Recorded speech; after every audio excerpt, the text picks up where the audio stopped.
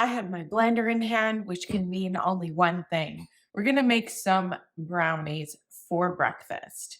And it's a regular Sunday here. This is another episode in my kitchen.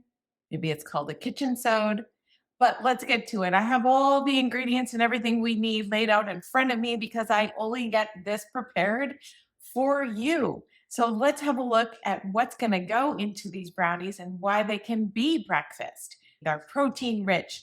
They're fiber dense instead of a protein bar that's filled with ingredients that you're not really sure what's in it.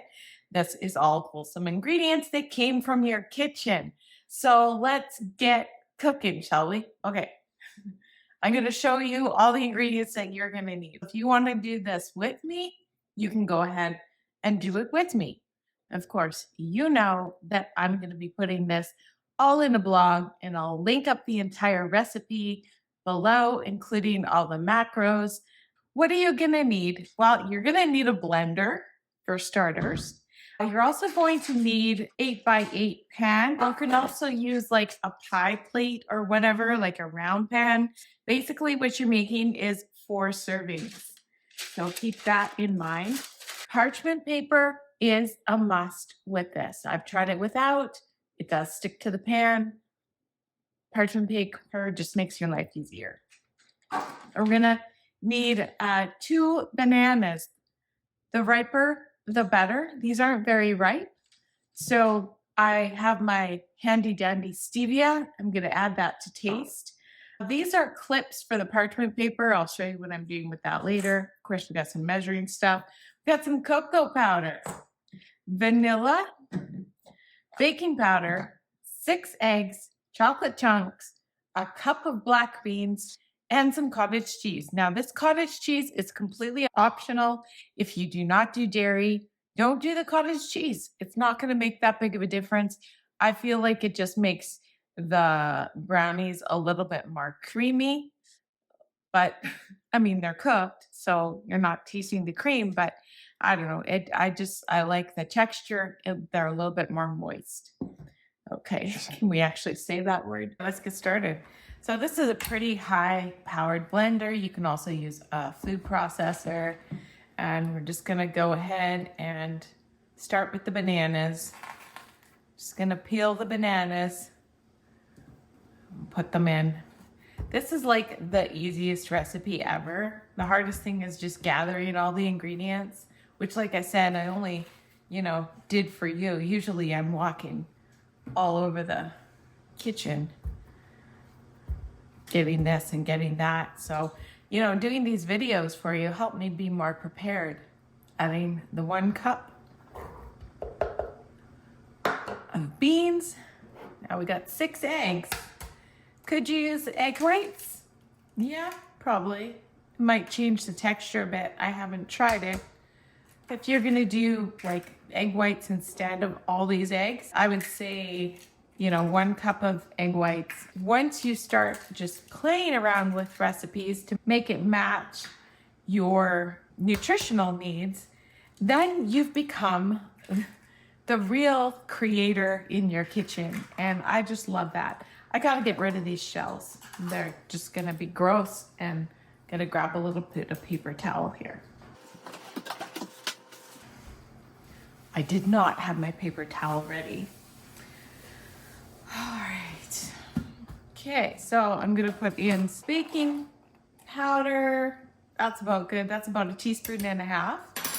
Even though that's like literally a teaspoon, you know how small a teaspoon is.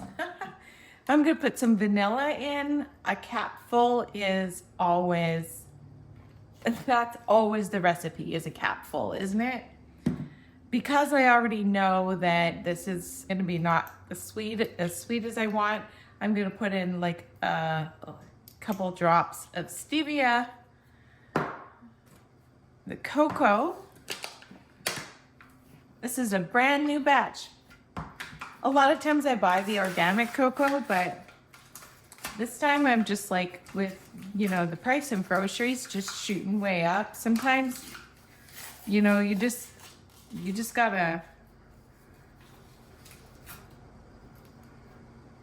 pull the reins in, you know? So there we have some cocoa. We got like half a cup of this. You'll see when you work in the kitchen with me, I don't really worry so much about measuring, which might be the reason why sometimes like things don't work out. But this has been a pretty foolproof recipe for me. I'm just gonna take what you want for the cottage cheese. If you are using cottage cheese, it's about 3/4 of a cup. So that's about 3/4 of a cup. All right. Now I might need this spoon after to give it a good stir. This is gonna just go in your blender.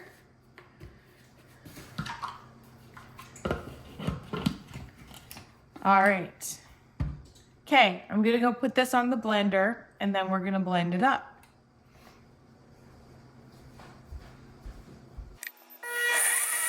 Okay, I've just paused it because you can see how the powder is like building up on the sides. I want to scrape that down and then finish off the blending. Okay, now we have an amazing batter. It's kind of like a cake batter, so it's got a very liquidy consistency. Don't worry about that. So what we're gonna do next is we're gonna prepare the pan. So we have the parchment paper here. I'm just gonna be noisy for a second and crumple it up.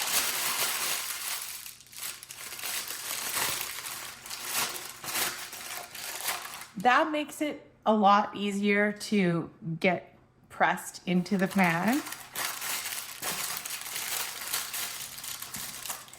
The next thing I do is I really don't like it when it like curves and curls when I'm trying to pour it in. So I take these little clips, they're actually office clips, and I just clip them. All right, my hand's not working. Clip them to the outside of the pan. You can do 4, but I find that 2 is plenty for me. Okay, and just FYI, I did once forget them on here and they didn't melt. But I mean, depending on what clips you use, I'm not saying that yours aren't gonna melt. I'm just saying it was a fluke that mine didn't. Okay, so I'm gonna need a spatula.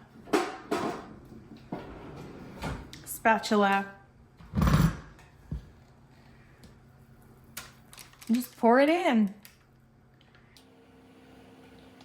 Get everything out. It is very easy. All right, so you have that done. Now the chocolate chunks.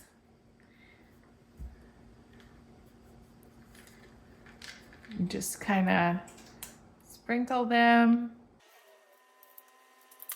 I get impatient when it comes to doing stuff like this.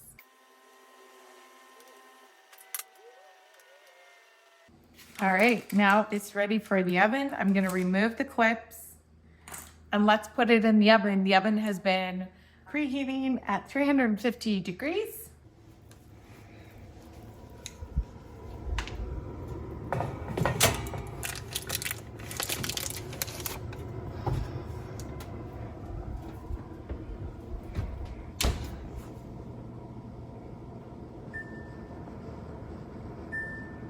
I go on for 30 minutes.